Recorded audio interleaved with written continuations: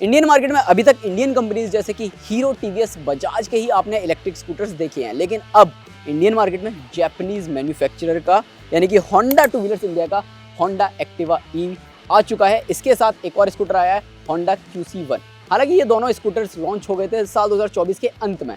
चला हम 2025 मार्च में रहे हैं, तो देखो होंडा QC1 हम ऑलरेडी चला चुके हैं, अब है होंडा एक्टिवा ई।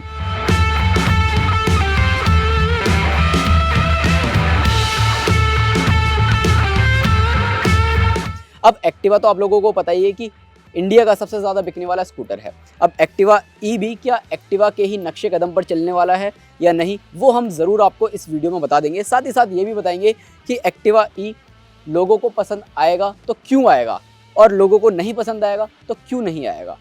तो दोस्तों, मैं हूं अंकित दुबे। आज आपको मिलने वाला है होंडा एक्टिवा ई का first ride review. Honda Activa e को बेसिकली 2 वेरिएंट्स में लॉन्च किया गया है, और दोनों ही वेरिएंट्स को अगर आप आमने सामने रखते हैं और पता करते हैं कि क्या अंतर है, तो आप पता ही नहीं लगा सकते। हालांकि अगर आप ध्यान से देखेंगे तो कुछ कुछ चीज़ें ऐसी हैं जो कि आपको पता चल जाएंगी। अब देखो, पहले तो अगर आप स्कूटर पर बैठते हैं दोनों ही, तो आपको पता चल जाएगा कि जो स्टैंडर्ड वेरिएंट है सस्ता वाला, उसमें बेसिकली 5 इंच का छोटा सा कलर TFT स्क्रीन मिलता है, और जो महंगा वाला वेरिएंट है ऑब्वियस सी बात है उसमें आपको प्रॉपर 7 इंच का कलर TFT इंस्ट्रूमेंट क्लस्टर मिल जाता है। इसके अलावा अगर आप देखेंगे तो जो टॉप वेरिएंट है उसमें आपको मशीन कट एलॉय व्हील्स मिल जाते हैं, दूसरे वाले में आपको नॉर्मल एलॉय व्हील्स ही मिलते हैं।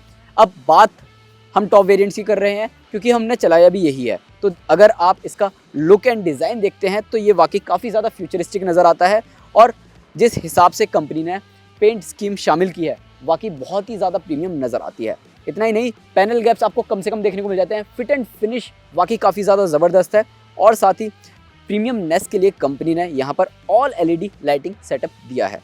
नीचे की तरफ आप देखेंगे तो आपको 12 इंच के 90-90 सेक्शन के टायर मिल जाएंगे। डिस्क ब्रेक आपको मिल जाती है, टेलीस्कोपिक सस्पेंशन आपको मिल जाते हैं, और साथ ही यहाँ पर अगर आप देखेंगे चारों तरफ तो फाइबर बॉडी का इस्तेमाल किया गया है। और ऑब्वियस सी बात है, ये जो फाइबर बॉडी है ना, इनकी जो क्वालिटी है वो वाकई काबिल तारीफ है। हालांकि मेटल बॉडी का भी अगर कंपनी इस्तेमाल करती तो और ज़्यादा बेहतर हो सकता था। हालांकि अगर आप साइड प्रोफाइल देखेंगे तो जो QC1 है, इससे जो सस्ता वाला इलेक्ट्रिक स्कूटर है, उसके मुकाबले आपको जो व्हील बेस है वो ज़्यादा देखने को मिल जाता है, 1310 mm का। बाकी जो सीट है इसका जो टेक्सचर है वो बहुत ही ज़्यादा प्रीमियम नज़र आ रहा है, और सीट की जो कुशनिंग है वो भी आपको काफ़ी ज़्यादा बढ़िया देखने को मिल जाती है।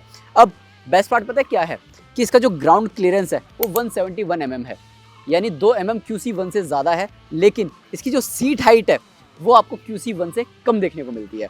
अब अगर मैं इस स्कूटर पर बैठता हूँ तो जो इसकी जो सीट हाइट है वो आपको देखने को मिल जाती है 766 mm। तो ऐसे में जो शॉर्ट हाइट राइडर्स हैं वो भी इस स्कूटर को इजीली चला सकते हैं।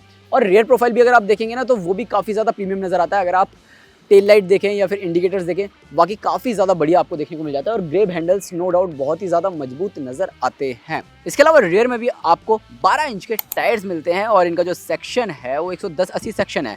आपको साइड में सिंगल हाइड्रोलिक सस्पेंशन मिल जाता है, जिन्हें आप 3 तरीकों से एडजस्ट कर सकते हैं। इसके अलावा एक्टिवा ई का जो एर्गोनॉमिक्स है वो आपको काफ़ी हद तक एक्टिवा की याद दिलाएगा, और उसी की तरह ही ये कंफर्ट भी देता हुआ नज़र आता है।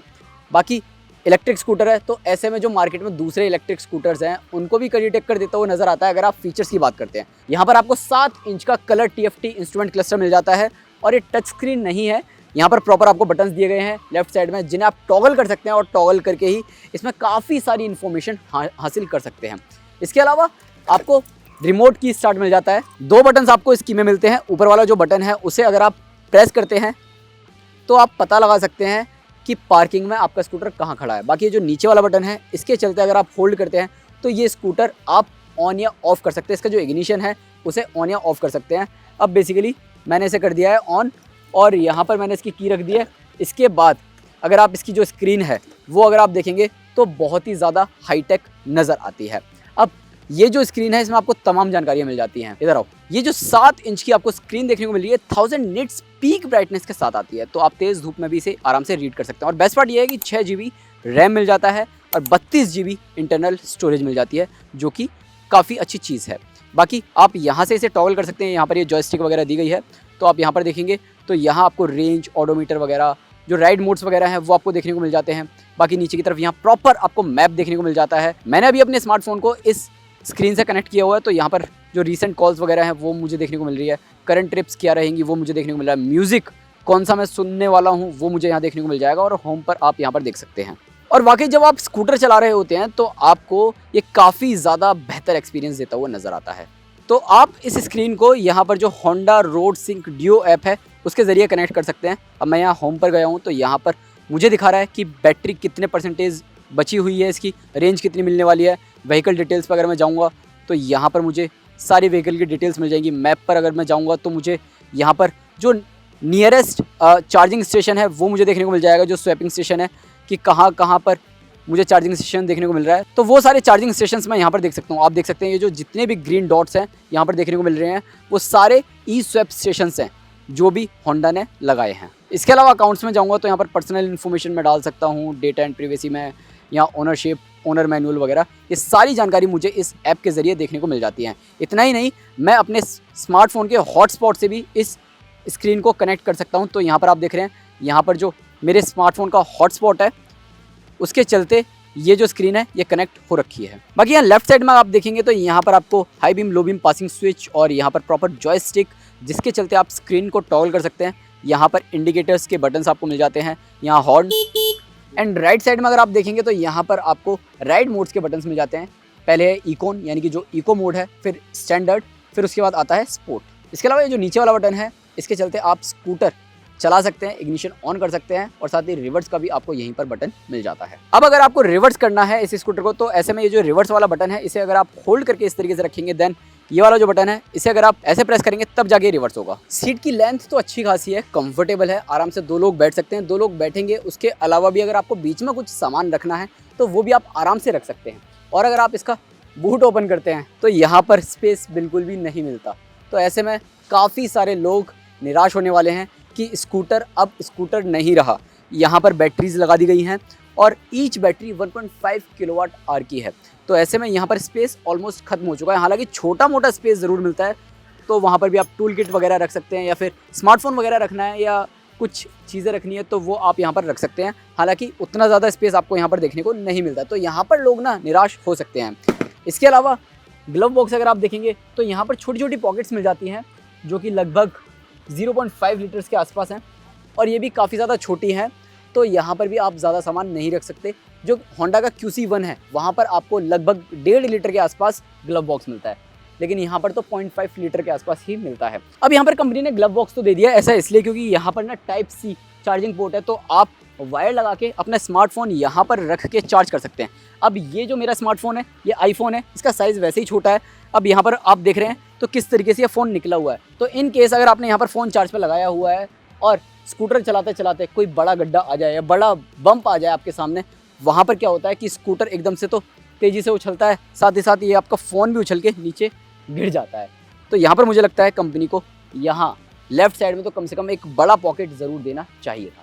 हालांकि आपको आलू टमाटर वगैरह कुछ टांगना है तो यहाँ पर आपको 2 हुक्स ज़रूर मिल जाते हैं। अब आपको 2 बैटरीज तो दिखा दी, उन 2 बैटरीज के साथ कंपनी इस स्कूटर में जो मोटर ऑफर कर रही है वो है PMSM, जबकि होंडा QC1 में आपको BLDC मोटर मिल रही है। अब PMSM जो मोटर है थोड़ी पावरफुल होती है, तो ऐसे में इसकी जो पावर है वो आपको मिल जाती है 8.15 PS और टॉर्क 22 Nm, और इसका जो 0 से 60 kmph की रफ्तार है वो 7.3 सेकेंड्स के आसपास है। बाकी इस स्कूटर को चलाने में आपको वाकई काफ़ी ज़्यादा मज़ा आता है। Top speed 85 kilometre per hour है, मतलब इससे भी ज़्यादा मैंने इसे चलाया है। 3 राइड मोड्स आपको इसमें मिलते हैं, इकॉन, स्टैंडर्ड एंड स्पोर्ट। अब जो इकॉन मोड है उसमें भी आप 80 kmph तक दौड़ा सकते हैं। अब जो होंडा QC1 है उसमें तो ऑब्वियसली बात है इको मोड पर स्पीड कम हो जाती है, लेकिन इसमें ऐसा नहीं है। इसमें हाँ भले ही टॉर्क एकदम से नहीं देखने को मिलता है, लेकिन जो पावर है अगर आप थोड़ी दूर तक चलाते रहेंगे इको मोड पर हाई एक्सेलरेशन पे तो ऑब्वियसली बात है 80 kmph ये टच ईजिली कर लेती है। बाकी स्टैंडर्ड मोड पे ऑब्वियसली बात है ये तेज़ तर्रार नज़र आता है, लेकिन स्पोर्ट मोड पर तो थोड़ा और ज़्यादा तेज़ तर्रार हो जाता है। अब स्पोर्ट मोड पर मैंने इस स्कूटर से जो टॉप स्पीड है वो हासिल की है लगभग 89 किलोमीटर पर आवर तक, और स्टैंडर्ड मोड पर 85 किलोमीटर पर आवर से थोड़ी सी ज़्यादा ही मैंने इसमें टॉप स्पीड हासिल की। बाकी देखा जाए तो तीनों ही मोड्स पर ये स्कूटर आराम से 80 kmph की रफ्तार पकड़ ही लेता है। अब कंपनी तो क्लेम करेगी कि टॉप स्पीड 80 है, लेकिन उससे ज़्यादा आप इसमें हासिल कर सकते हो। इसके अलावा जिस हिसाब से एक्टिवा में आपको स्मूथनेस और रिफाइनमेंट देखने को मिलती है ना, वैसे ही आपको एक्टिवा ई में भी स्मूथनेस देखने को मिल जाती है। आप जितना भी इस स्कूटर को चलाएंगे वाकई बहुत ही आसान ये नज़र आएगा। आप कहीं से भी इसे निकाल सकते हैं, सबसे बेस्ट पार्ट तो ये है। इसके अलावा अगर आप तेज़ रफ्तार में तेज़ मोड़ पर मोड़ने की कोशिश करते हैं तो वहाँ पर भी ये काफ़ी बैलेंस्ड राइड देता हुआ नज़र आता है। जो सस्पेंशन है आगे वाले और पीछे वाले थोड़े से स्टिफ ज़रूर हैं, तो जो छोटे मोटे गड्ढे हैं वो आपको परेशान करते हुए ज़रूर नज़र आते हैं, लेकिन हाँ, स्कूटर की जो स्टेबिलिटी है स्ट्रेट रोड पर वो आपको बाकी काफ़ी ज़्यादा खुश करती हुई नज़र आती है। ब्रेकिंग बहुत ही ज़बरदस्त है क्योंकि फ्रंट में डिस्क है, रियर में आपको ड्रम मिलती है। फ्रंट में आपको 130 mm का डिस्क ब्रेक मिल जाता है, रियर में आपको 110 mm का ड्रम ब्रेक मिलता है। तो ऐसे में ब्रेकिंग के दौरान ये स्कूटर काफ़ी अच्छी पकड़ ब्रेकिंग की देता हुआ नज़र आता है। इसके अलावा इस स्कूटर के साथ एक चीज़ ऐसी है जिसे सुनकर आप बहुत ही ज़्यादा निराश हो जाएंगे, वो क्या कि आप इसे घर पर चार्ज कर ही नहीं सकते। इसके साथ कोई चार्जिंग केबल आती ही नहीं है, कोई चार्जिंग पोर्ट है ही नहीं, क्योंकि ये स्वैपेबल सिस्टम के साथ आता है। अब स्वैपेबल सिस्टम तो बेसिकली आपको हीरो के वीडा में भी देखने को मिलता है, लेकिन उसे तो आप घर पे भी चार्ज कर सकते हैं, लेकिन इसे आप घर पर चार्ज कर ही नहीं सकते। और ऐसे में इसे चार्ज करना है तो कैसे करना है वो भी दिखा देता हूँ। अब आप भले ही मायूस ज़रूर हो गए होंगे कि इस स्कूटर को आप घर पर चार्ज नहीं कर सकते क्योंकि इसमें चार्जिंग पोर्ट ही नहीं है, लेकिन एक इलाज ज़रूर कंपनी ने दिया है कि आप नज़दीकी चार्जिंग स्टेशन पर जाकर इसकी जो बैटरी है मात्र 1 मिनट के अंदर फुल चार्ज कर लें। वो कैसे, आइए मैं फटाफट से दिखाता हूँ। ये है होंडा ई टेक्नोलॉजी का स्वैपिंग स्टेशन और यहाँ पर ये आप कार्ड की देख रहे हैं, इसे मैंने यहाँ पर टच किया। टच करने के बाद अब ये दिखा देगा कि 2 बैटरी यहाँ पर अपनी प्लेस करो। अब स्कूटर को मैं यहाँ से ओपन करूँगा, इसका जो बूट है ओपन करूँगा। यहाँ पर ये आप देख रहे हैं 2 बैटरीज फटाफट से मैंने यहाँ से निकाली। पहले एक निकाल के मैं इसमें डालूंगा, फिर उसके बाद दूसरी निकाल के मैं इसमें डालूंगा। अब ये दोनों बैटरीज लग चुकी हैं। अब उसके बाद जो 2 फुल चार्ज वाली बैटरी है उन्हें ये फटाफट से बता देगा कि मैं कौन सी निकालूं। बेसिकली यहाँ देखो ये 2 बैटरीज ब्लिंक कर रही हैं। अब इन बैटरीज को मुझे निकालना है। पहले मैंने निकाली ये, फिर उसके बाद ये। तो अब मात्र 1 मिनट के अंदर मेरे स्कूटर की बैटरी हो गई है फुल चार्ज। अब आखिर में बात करते हैं होंडा एक्टिवा ई किन लोगों को खरीदना चाहिए और कौन लोग इस स्कूटर को खरीदने से कतराएंगे। तो देखो, होंडा एक्टिवा ई की जो कीमत है इंडियन मार्केट में वो शुरू होती है 1,17,000 रुपये एक्स शोरूम से। टॉप वेरिएंट जो हमने चलाया है उसकी कीमत है 1,51,000 रुपये एक्स शोरूम। अब कौन लोग इस स्कूटर को खरीदेंगे वो मैं आपको बता देता हूँ। तो देखो, जो लोग दिल्ली, मुंबई और बेंगलोर में रहते हैं और ख़ासकर बड़े बड़े अपार्टमेंट्स में रहते हैं, बड़ी बड़ी सोसाइटी में रहते हैं, जिनकी पार्किंग में स्विच नहीं होता है चार्ज करने के लिए, तो ऐसे में ये स्कूटर उन लोगों के लिए ही है कि आपके पास अगर सॉकेट नहीं है व्हीकल चार्ज करने के लिए तो आप नज़दीकी स्टेशन पर जाकर सिर्फ 1 मिनट के अंदर इसकी बैटरी को स्वैप करके चार्ज कर सके और लोकली इसे इस्तेमाल कर सके। अब इस स्कूटर को तो आप घर पर चार्ज नहीं कर सकते, लेकिन अगर आप बेंगलोर में रह रहे हो तो यहाँ पर 231 स्वैपिंग स्टेशन है जो कि होंडा ने तैयार किए हैं। दिल्ली में लगभग 110 हैं और मुंबई में 28। धीमे धीमे ये बढ़ते जाएंगे। इसके अलावा ओवरऑल इंडिया की अगर हम बात करें तो होंडा के लगभग 6000 से ज़्यादा सर्विस नेटवर्क्स हैं। तो ऐसे में अगर स्कूटर में कोई दिक्कत आ भी जाती है तो आपको घबराने की ज़रूरत नहीं है और कंपनी स्कूटर खरीदने पर आपको 3 साल और 50,000 किलोमीटर की वारंटी ऑफर कर रही है और साथ ही बैटरी के साथ तो आपको battery as a service option दे रही है, जिसमें आपको 2 तरीके के प्लान्स मिल जाते हैं। एक आपको नॉर्मल मिलता है 2,000 रुपये का और दूसरा आपको मिल जाता है 3,500 रुपये के आसपास का। फिलहाल आप इस स्कूटर को बेंगलोर, मुंबई और दिल्ली में ही खरीद सकते हैं। ओवरऑल आप बताओ आपको होंडा एक्टिवा ई कैसा लगा, इसकी परफॉर्मेंस कैसी लगी, इसकी रेंज कैसी लगी, इसमें मिलने वाले फीचर्स कैसे लगे। और वीडियो पसंद आया हो तो लाइक करें, शेयर करें, साथ ही चैनल पर पहली बार आए हैं तो सब्सक्राइब करना ना भूलें।